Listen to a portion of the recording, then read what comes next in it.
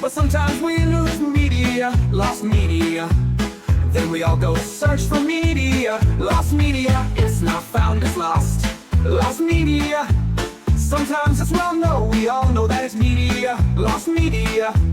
We love to search for media, but it's not that media. Lost media. It's lesser known, lost media. Not well known, but it's still lost. Lost media. Lost media. It's lesser known, lost media.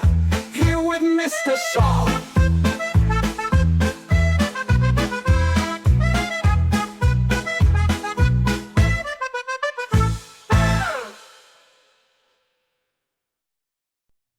Welcome back, Simian Squad, to volume 94 of Lesser Known Lost Media, where, we cover the lost media that you just don't hear about on the other YouTube channels.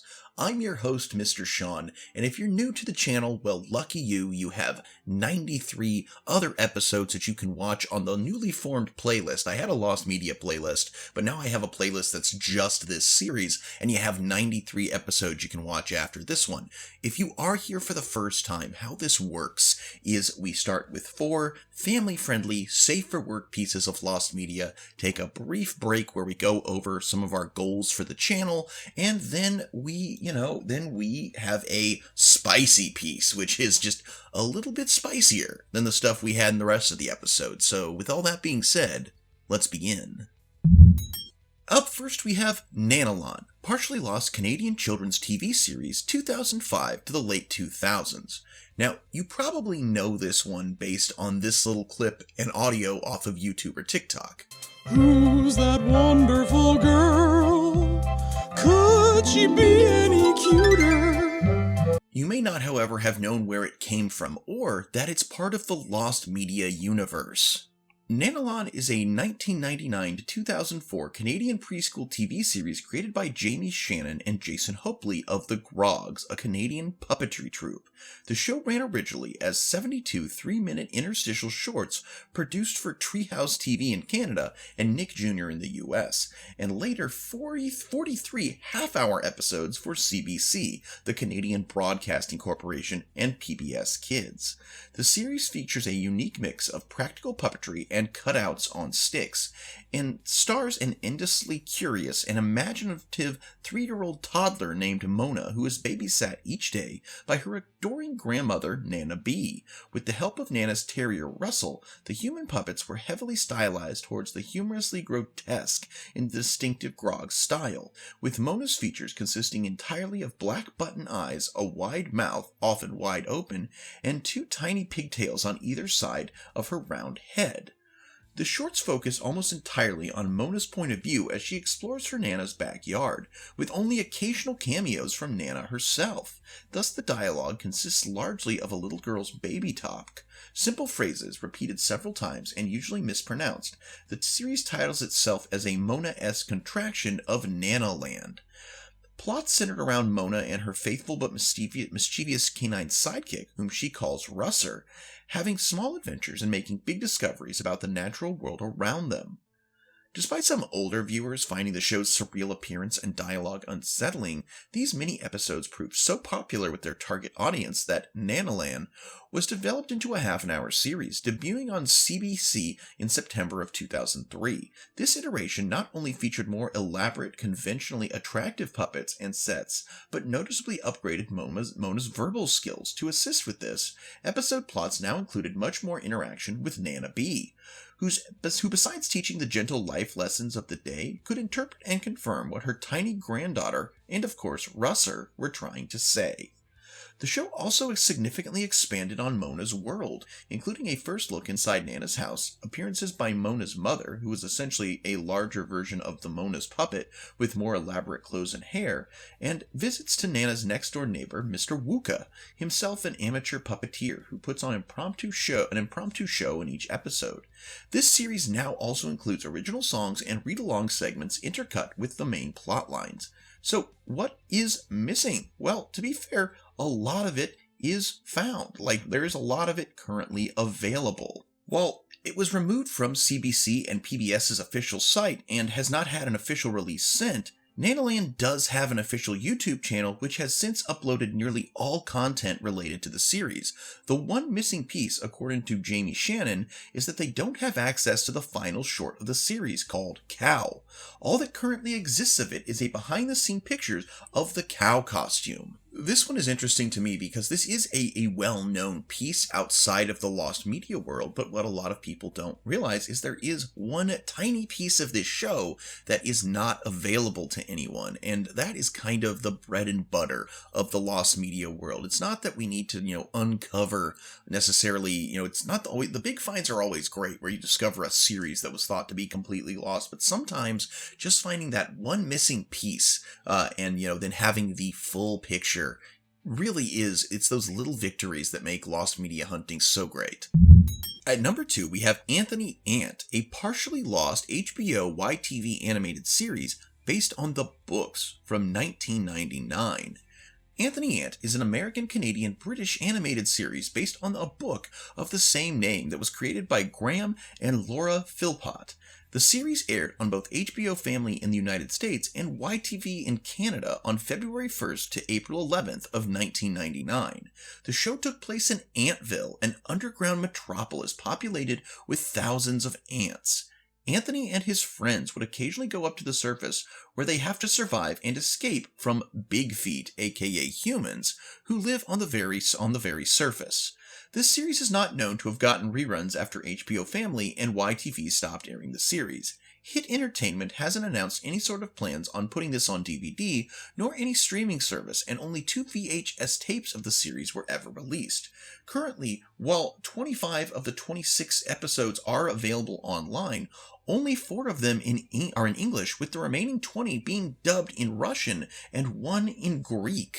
Also, episode 9 of the show, called It's My Party, is completely lost. This one is interesting to me in a way. A lot of it is that there are a lot of things that there are partially found, like we have the episode, we know what it's about, we can see it, but it's not in the language it was originally recorded in this case the Russian and the 1 Greek dub, which leads me to believe this show was much more popular overseas than it was here in the United States and Canada, and that's always something interesting to me, where something is made for one audience that doesn't really click with it, but then another audience actually kind of is like, oh, this is actually pretty cool, we like this, and that's why this one's interesting to me.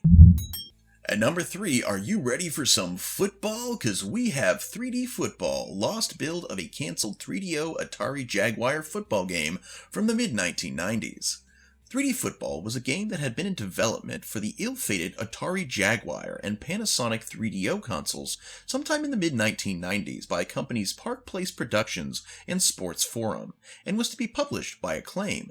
This game, along with many other 3D sports titles, were planned to be released, but were cancelled, likely due to Park Place Productions shutting down. The game had been covered in several gaming magazines, including GamePro in the United States, Edge in the United Kingdom, and Generation 4 in France. A sampler was made for the game and uploaded to YouTube in 2023 by user 3DO World, a channel that likely specializes in 3DO material. The game looks to be a standard football game with 3D graphics and presumably accurate gameplay. There is not a lot of information on how complete the game had been before cancellation.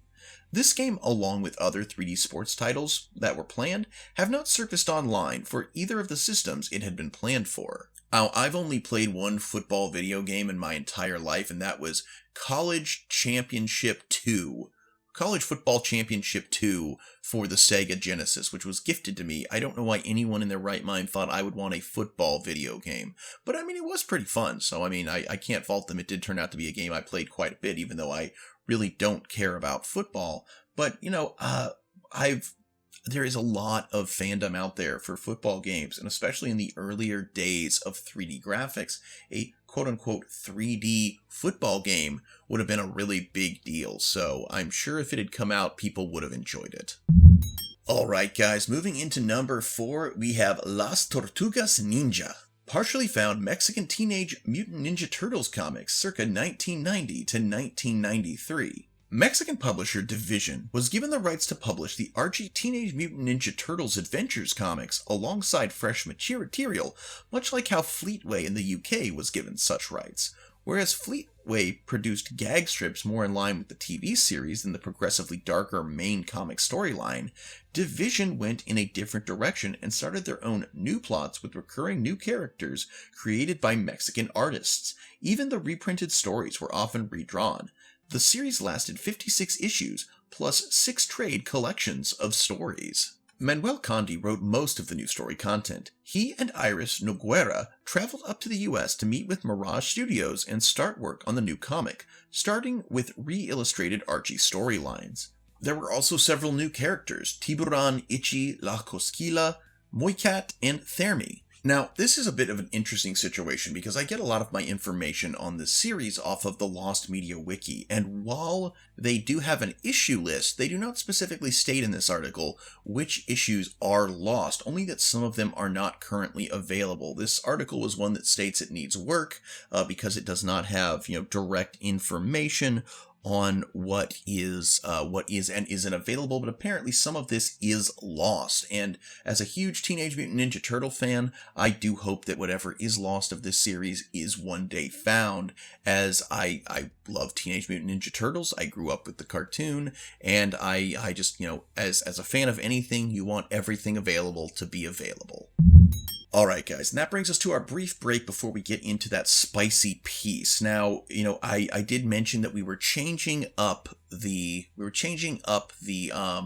goals. So, of course, we have our 2 goals. We have our monetary goal, and then we have our growth goal for this year. And while for the growth goal, we're still trying to get 2,000 subscribers. The views goal is a little different. So I originally said I wanted an average of 1,000 views per video per week, and that's one that's hard to measure, and 2 that seem to be unrealistic. So now we're going for a year-long goal. We want this year to get 100,000 views on the channel. So that's our new goal. And of course, the monetary goal is that this channel bring in $100 on average per month. So how are we doing? Well, as of recording this video, we are at 1,173 subscribers, so we definitely made a huge leap over the past week. Also, as far as views for the year, well, we are currently at 23,382 views. And as far as the monetary income of the channel, well, we're at about $14 a month. So gone down in that aspect, but, hopefully the growth continues, and that's really what we're aiming for here. So if you enjoyed this content, if you want to see the channel continue, be sure to watch the videos, be sure to share with your friends, and do consider becoming either a Patreon patron, channel member, or even just head on over to eBay and check out my multitude of items. We've got some new minis up there right now, and I actually just uploaded the other day a whole bunch of new spicy Funko Pops. So these are repainted Funko Pops that have been painted to be a little more titillating, I think would be the word. And if, you make a purchase on eBay or Mercari and this is the channel that led you to it, well, let me know so that I can add that into the channel's income. Also, guys, I have published my first ever module for an RPG. This one is for Call of Cthulhu. It is called Heir of the White King, and it is available now over on DriveThruRPG. It is pay what you want, so even if you just want to check it out and don't want to give me any money, that is still something you can do, though I do accept donations for it. This is the first official time I've ever actually self-published a module, though I have been running RPG tabletop games for quite some time. I am relatively new to Call of Cthulhu, and this is my first endeavor, and I will probably be publishing more in the future, but right now there is a link in the description if you want to go check out and download Heir of the White King, a short 1 to 3 session module for Call of Cthulhu 7th edition. I encourage you to do so. But now let's get to that final spicy piece. Alright guys, today's piece is spicy. It is considered not safe for anybody due to themes of schmornography in the vein of non-consensual stuff and even love with the unliving.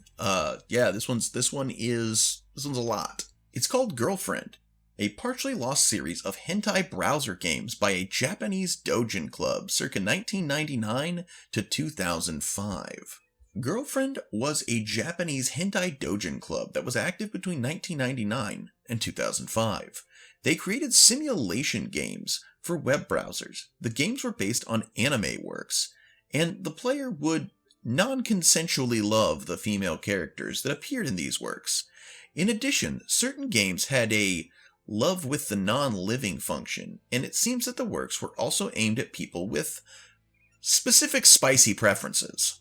The games that were created were sold on storefront websites specializing in doujin works such as dlsite.com. Creator Asago reported at the end of July 2005 that he was preparing to renew the Doujin Club website and made the site unavailable, but the renewed site was never relaunched and the games that were created disappeared from the various websites. Asago's current activities also remain unknown. The article in the Lost Media Wiki highlights one game in particular, Misai no Hirusagari, which is Afternoon with Misai, is a simulation game based on the anime series Crayon Shin-chan and was released on August 16th of 2002. The game involves the player taking the role of Yonro, a resident of the falling apartments, and non-consensually loving Misai Nohara, who lives next door. After this game was introduced on the internet in South Korea as Legendary Eroji, it became the target of searches by the Lost Media community in South Korea. Then, on February 18th of 2024, Archalive user The Demon found this game and uploaded it to DC Inside, a community site in South Korea, and the Internet Archive. However, for some reason, he immediately deleted the game from both sites, and it has not resurfaced since, so it has once again been lost. It is unclear also where The Demon was able to find this game. Incidentally, the game is run in a browser, so it has an HTML extension. Therefore, in order to run it, you need to use Shockwave software such as Director. And there was a huge list of games. I'm not going to go into what you do in these games. I mean, that's been pretty much covered, and I'd like to try and keep this, monetized. But there were games based on Magic Knight Rayearth, Ice-chan, Azuki-chan, Chibi Maruko-chan, Princess Comet, Ranma 1/2, Sakura Wars, Crayon Shin-chan, Case Closed, Detective Conan, Tenchi Muyo, Ghost in the Shell, and even One Piece. As of right now, one game is partially found, 3 are found, and the rest are lost. But given the subject matter of this website, I'm not necessarily sure that's a bad thing. The internet is full of dead links to browser games that once upon a time delighted many and have since become lost, whether due to the websites going down or things like Flash Player no longer functioning. But the internet is not only a place full of lost wonders, it's also a place full of pervy people. And as much as some of those people may have enjoyed these games, I'm kind of glad this one's lost. And that's our video, guys. Thank you so much for joining me today, and thank you so much for continuing to support this channel. Big shout out to J-Dog, my longest running patron. If you would also like to get your name shouted out at the end of the Lost Media videos, you can join the appropriate tier either on YouTube here or over on Patreon. Links are in the description. Until next time, everybody, I'm Mr. Sean, this is Mr. Sean Productions, and I sincerely hope that you alpha great day and an even beta tomorrow. Bye-bye.